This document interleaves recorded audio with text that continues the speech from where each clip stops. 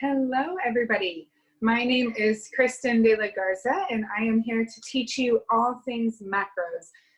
This is for the person who already has a general understanding of nutrition, or someone who simply wants to just start getting education and knowledge and will build on it as time goes on. So I have been a personal trainer for about 10 years now. I'm also a performance nutrition coach and a corrective exercise specialist. I've trained people from general population, a few physique competitors, and then a lot of Army soldiers as well. I currently run my own business as a mindset and physique trainer and performance nutrition coach.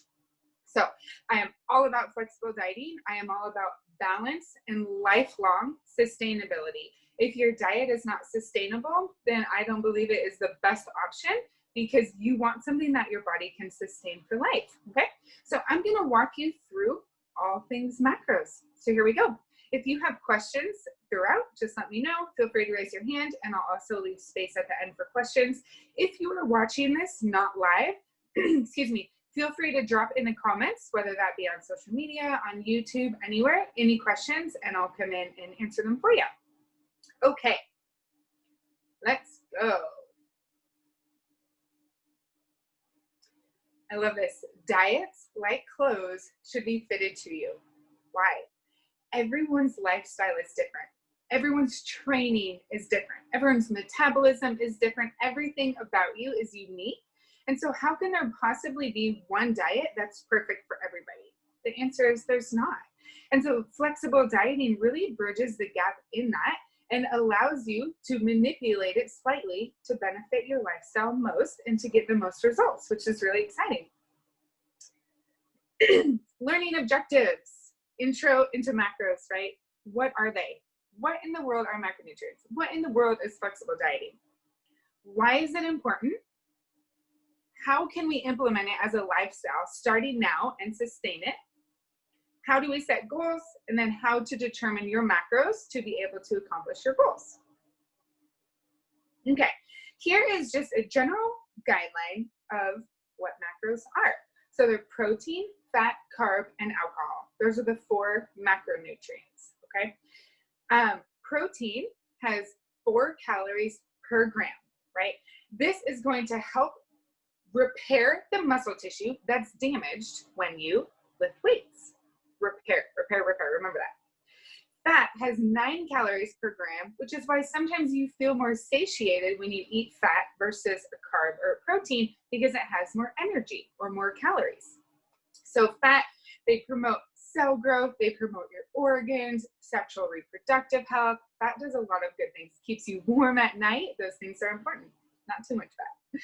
Carbohydrate has 4 calories per gram, just like protein, and this helps build the muscle tissue, okay? Your body needs glycogen for energy. It needs it for your brain. It needs it for your organs. It needs it for your reproductive health, so many things.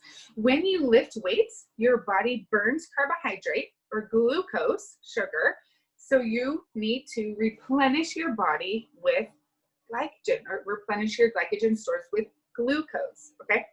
If you do not eat carbohydrate, if you are low carb, or if you're keto, or if you're just not giving your body enough carbohydrate that it needs to sustain a healthy, functional lifestyle, your body will take that protein and convert it into glucose to use it as energy. So if your body is lacking carb and it pulls from protein to convert into glucose, why on earth would you not just eat the carbohydrate, right? You should eat that carbohydrate so your body's not eliminating protein, and because your body needs it anyway, so give your body what it needs rather than feeling like carbs are bad, I'm fat because of carbs. No. You're overweight because you've eaten too much food. That's all it is, okay? Genetics play a teeny tiny little role in fat loss. I know it's easy to blame genetics, but the true reality is 99.9% of the time, it's simply your lifestyle. What do you do on a day-to-day? Okay, alcohol, no nutritional value, empty calories, 7 calories per gram. Does it mean alcohol is bad? Certainly not. Alcohol in moderation is fine. It's our culture to enjoy alcohol together. I'm a proponent of alcohol because I do have a very social lifestyle. So I will have wine or whatever it is, but I will put it into my diet rather than just drinking it at my own free will. Okay, flexible dieting. It is the most enjoyable way to accomplish every single goal you could ever dream of while being social and enjoying food without restriction. Remember, moderation is different than restriction, okay? Restriction is eliminating sugar, eliminating dairy, eliminating wheat, eliminating carbohydrate.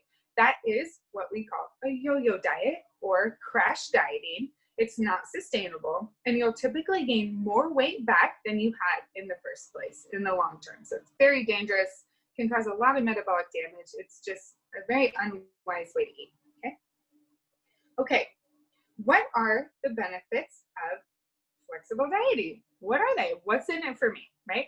Balance. So we're going to keep the majority of our food clean while still enjoying a donut or a cake or a higher fat meal like a pasta or something like that. So we still want to enjoy the delicacies of the world of food, but the majority of our food are wholesome, nutritious, unprocessed foods. 80% of our calories, not our day, okay? Social life. This gives you the ability to have a normal social life while still staying on track with your goals. And it's rare that a diet or a way to track nutrition allows for that, and flexible dieting does. Accomplish your goals. Once you truly learn macros, you can manipulate your physique however you want for the rest of your life. It is the best way to diet. It's so simple, but it takes a bit to learn. So if it feels overwhelming, no worries. Just keep going and just keep learning, okay?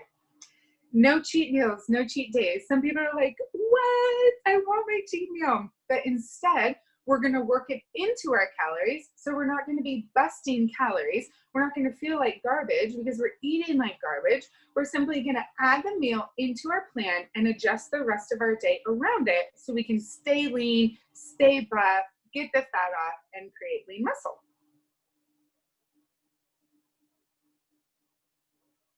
Oh, I'm going to go back one. Healthy relationship with food. It allows for a healthy relationship with food. So often, people have a horrific relationship with food. It can cause eating disorders, all kinds of things. Flexible dieting allows you to have that healthy relationship with food as you learn the processes and as you learn what your body needs, and then you can add in those higher calorie meals or treat meals, but you're still getting your results, right? So instead of feeling guilty for eating a meal like that, you can enjoy it and you're still on track. It's beautiful. There are the right way and the wrong ways to flexible diet because, of course, there's always a wrong way, right? So the right way is macronutrient whole foods. What does that mean? A good source of fiber, so green leafy vegetables, lean protein, healthy fats, those types of foods. 80-20 rule, like I commented on before, 80% of your calories for the day are clean. 20% of your calories can be for more simple carbohydrate, like ice cream, like donuts. If you're not a sweet treat person, whatever you want. I'm a sweet tooth person, so I'm not sure what like a delicious savory snack is, chips or something like that. You can just add them in, okay? And again, it's moderation, it's not restriction.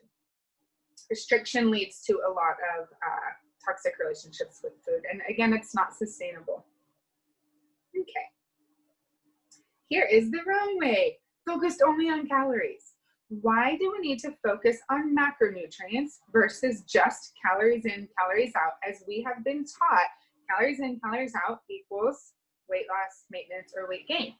It's because having the different macronutrients for your lifestyle, for your body, for your training, allows your hormones to be regulated, allows your brain to be getting the right energy that it needs. It ensures your body's not pulling from another macro, like protein, if you're lacking in carbohydrate. It allows for reproductive health. It keeps your energy really high. It keeps your energy in the gym high. So having the right set of macros for your body gives you the highest results, the highest energy, the highest mood, and you're fueling your body for exactly the way you need it based on how you are living, based on your training, okay?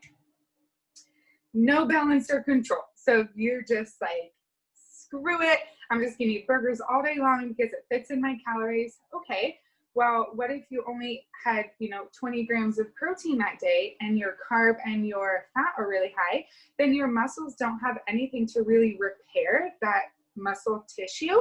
And even if you don't go to the gym, our bodies and muscles still go through wear and tear throughout the day. So if you're not getting those proper macros, your bone mineral density will decrease, your muscles won't be repaired, your muscles won't grow. It's a whole mess of stuff that can happen. Disease can happen. So it's really important to get the right macronutrients to support your way of life. It's the healthiest way to live.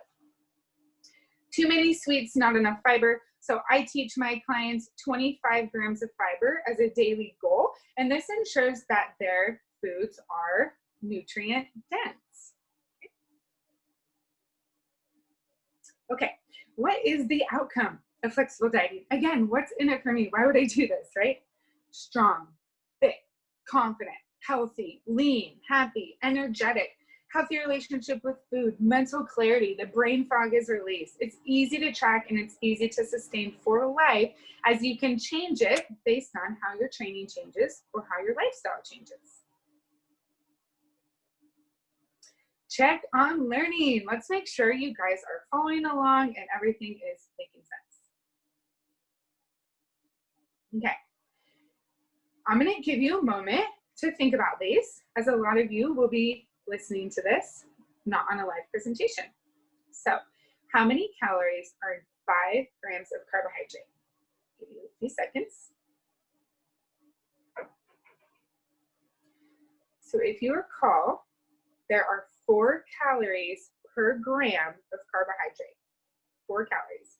So if you have 5 grams of carbohydrate, you're going to times it by 4 calories per gram, and you'll get 20 calories. 2, how many calories are in 5 grams of fat? So if you recall, there are 9 calories per gram of fat times 5 grams is 45 calories. So as you can see, 5 grams of fat is over double the amount of energy or calories as 5 grams of carbohydrate. Why would fat keep you fuller longer than most carbohydrate?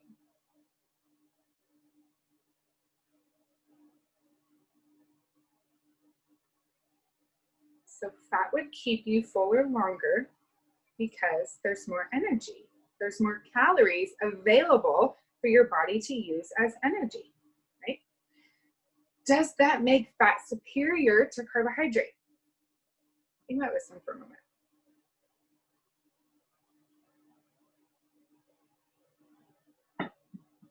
The answer is no. Why? It depends on your training. It depends on your lifestyle. It depends what your body needs. It depends what your body responds to. Some bodies do really well on high carb and low fat. Some people do really well on high fat, low carb. Again, it's your lifestyle, and your diet needs to support your training and your lifestyle. Okay? What is the 80-20 rule, the right way?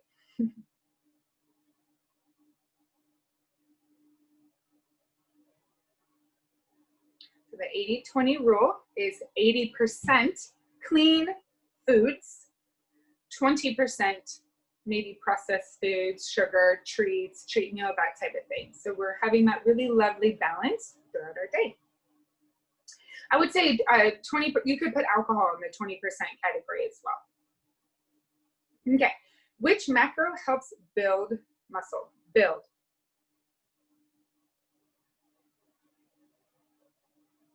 The answer is carbohydrate. If you said protein, remember protein helps repair the muscle tissue, and the carbohydrate helps build the muscle tissue. So we need both, okay? True or false? I can live a healthy and fit lifestyle and also have donuts in moderation. True, true, true, true, okay? And here are your answers. I'll leave these on the screen for just a moment so you can look through those. And again, if you have questions, feel free to drop them in the chat, send me a message on Facebook, Instagram, or to my email, contact@KristenElizabethCoaching.com. I would love to chat with any of you guys about any of this. Okay? All right. How to implement flexible dieting as a lifestyle. How do we do this? How can we start? Okay. The first thing, track your food. So download MyFitnessPal or an equivalent and just start tracking your food. If you are completely new to macronutrients, don't worry about setting goals. Don't worry about following the goal that MyFitnessPal has, which I would never suggest doing anyway because it's all kinds of whack. Just track your food. This is going to bring mindfulness and awareness of what you're really eating and then how your body is responding to what you're eating. So then we can go in and create your goal specific to you, your training, and your lifestyle. If you have questions on how to calculate this, send me a message. I'm happy to go through this with you, but we're also going to go through it at the end of this. Buy a food scale. This is so necessary. If you measure with measuring cups, you'll get some success, but it's too easy to heat. It's too easy to pack it. A food scale will be the most successful tool. Okay.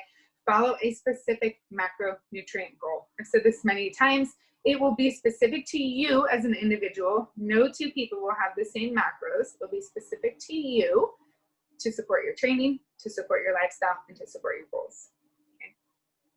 Track your weekly progress. If you are in fat loss, if you would like to lose weight, the goal would be about 1.5 to 2 pound fat loss per week. This is a really healthy, sustainable rate of loss, and over time reaps massively beautiful results. So if you are doing this on your own without a coach, I would suggest taking measurements, taking photos, and tracking your weight, okay? If you want more detailed info on that, let me know. I have all kinds of videos on how to take measurements, just all kinds of stuff, unlimited resources. Pre-plan.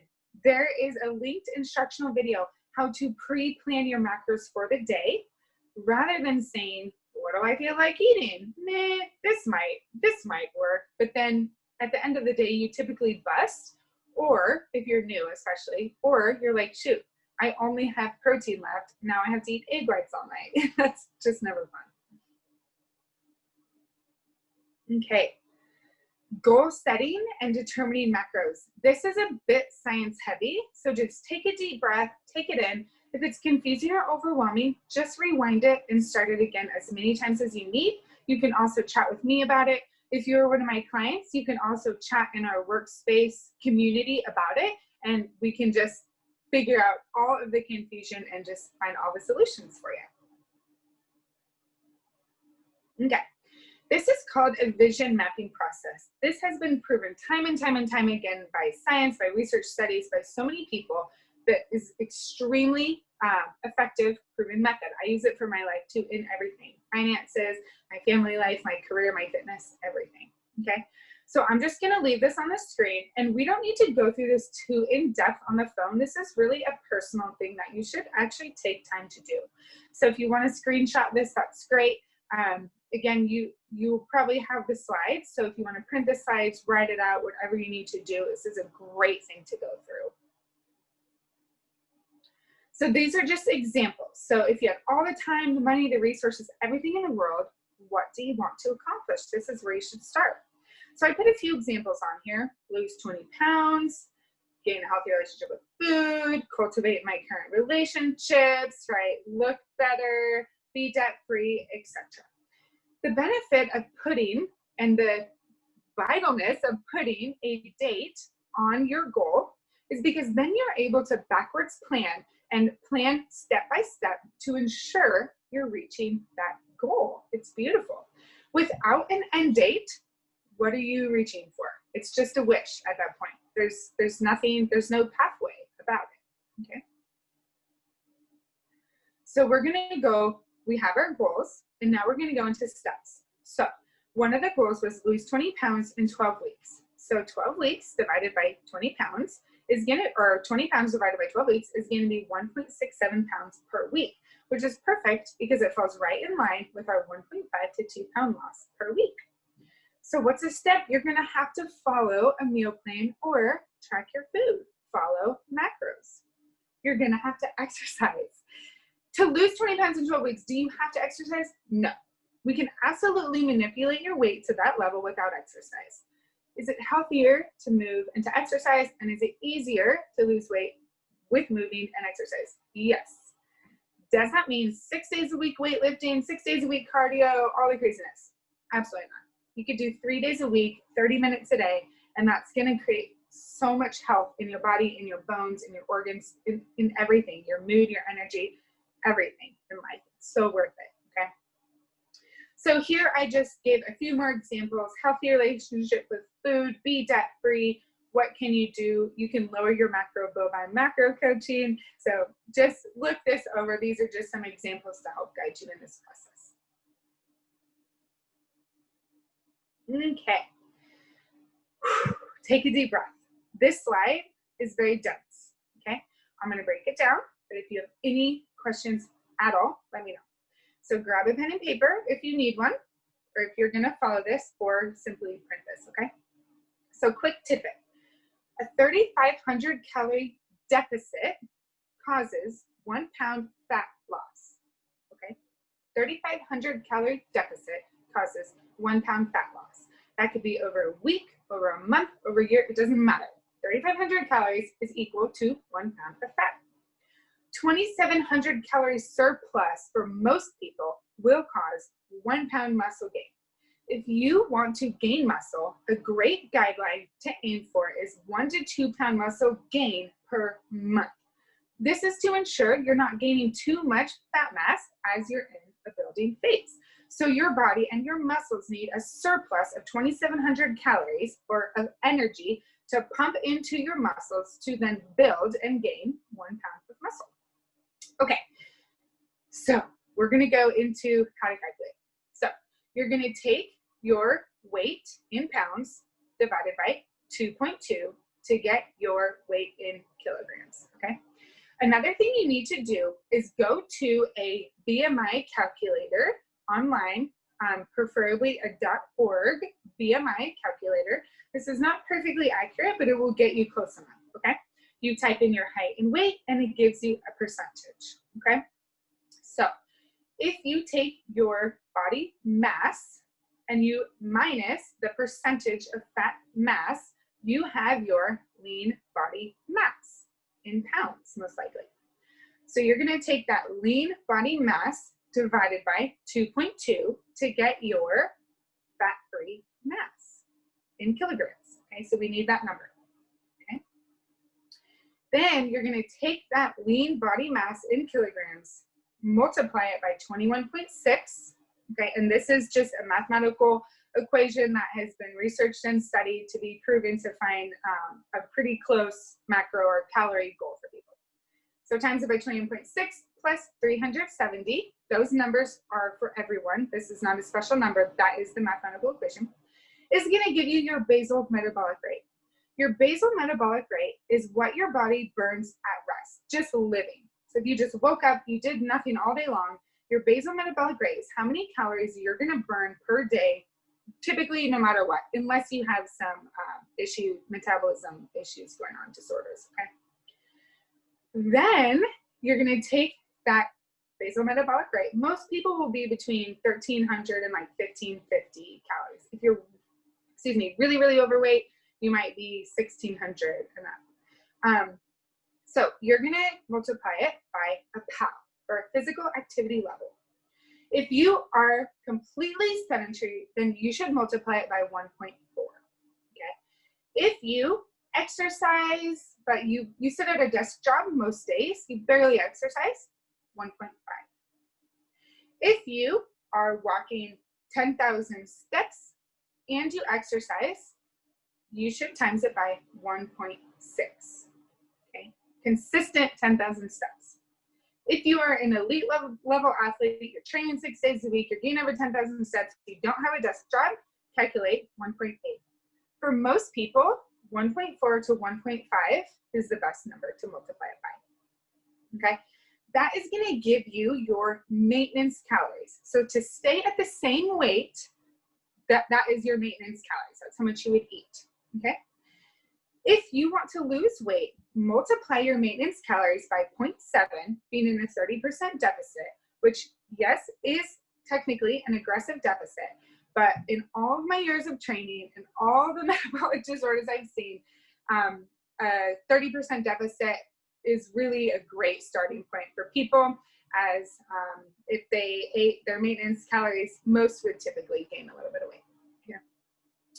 If you want to gain muscle, multiply your maintenance calories by 1.1, giving you a 10% surplus in calories. And just make sure you're monitoring that weekly progress to make sure that these really are good calories for you, okay? All right, so I took you through an example client. This is actually me. So 145 pounds, about 15% body fat. So I took my 145, I put it into kilograms, so divided by 2.2, so 65.9 kilograms. And I multiplied it by 0.85, which is my fat-free percentage, okay? And I got 56 grams for my lean body mass. Then I put that into the equation. 56 kilograms times 21.6 plus 370 equals 1580 as a BMR. I went and got mine tested. Mine is 1499 calories. So this is pretty close, pretty accurate. 81 calories off, okay? I'm very active, so I multiplied it by 1.6. My maintenance calories are about 25, 28. I think mine might be slightly lower, maybe 2,400, okay? This is why it's okay to do the 30% deficit, as sometimes this is a bit overestimation, okay? So times 0.7, it would be a 1769 for fat loss. I'm currently eating almost 1,900 calories and I'm in a fat loss. What does that mean? Either I'm more active than 1.6, which I think I am, but I'd rather burn more and lose more healthily than lose at a really slow pace, right? Or it could mean those weren't my true maintenance. I hope that makes sense. Okay, once we have our calorie goal, how do we then determine how many macronutrients we want to be eating from our calories, okay? This is different for everyone. So this is going to give you a phenomenal starting point for your macros, and then you can adjust depending how your body responds or how your training or lifestyle change, okay? So from the before equation, I said 1769 calories for fat loss, and I lift 4 times a week. That's not true. I lift 6 times a week, 5 times a week, but this is just an example. So protein goal. It is a really good estimate to calculate your total weight in kilograms times 1.8 to get your starting protein goal. This is a great goal to ensure you have adequate amounts of protein for all of your system functions, organs, right? Hormones, metabolism, all of that, repairing your muscle tissue, okay? And not going too far over. If you eat excess protein and your body doesn't use it, it will store it as fat, just like every other macro. So by people saying carbs are bad, no, they are not. You're simply over consuming carbohydrate for your lifestyle. Your body doesn't need it, and so it stores it as fat because it has nothing else to do with it, okay? It's the same for every macro, right? So 145 would be, or 120 is a bare minimum. 145, I like protein, but protein is also really important to repair the muscle tissue. And because I lift so often and pretty aggressively, I wanted to give myself a bit more protein, okay? Carbohydrates. I am a mesomorph, which just means a proportioned body. So my body can handle carbohydrate well. I want to build muscle, so I want high carbohydrate macro, okay? So I put 167 grams, and I'll tell you how I got that in just a moment. So when I do this for clients, I calculate their protein, and then I calculate their fat, and then I backfill with carbohydrate. You don't have to do it this way. This is how I do it and my philosophy and how it's been working extremely well for my clients. So for the fat, this depends on a lot of things. Their body type, that's actually a big thing it comes down to. but it also depends on lifestyle. So if they're an endurance runner and they never lift weights, their fat should be higher and their carbs should be lower, because endurance running burns fat as energy rather than carbohydrate as energy. I think it would burn carbohydrate the first mile or two or couple, but then it will go into that fat as energy because it's long-term sustainable energy, okay? A good starting point for most people who are about 1,500 calories to about 2,000 calories would be 55 grams of fat. Between 50 and 60 grams of fat is like a really comfortable ballpark for people. If people are really craving fat and that's the macro they always seem to go over every week, I would pull down their carb and I would increase their fat, because that means their body, typically, that means their body wants that macronutrient. It's craving that macronutrient, so it's using that macronutrient. So let's give their body what it needs, okay?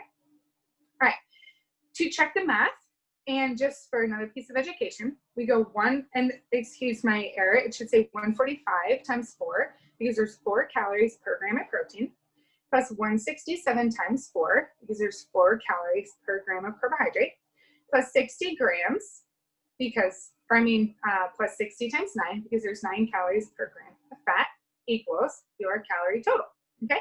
So this just helps you check your math, but you can also put it right into MyFitnessPal. Okay. Get the pro version of MyFitnessPal if you don't have it. So worth it, so much better.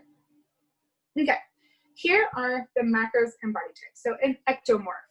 An ectomorph typically has a really hard time gaining weight.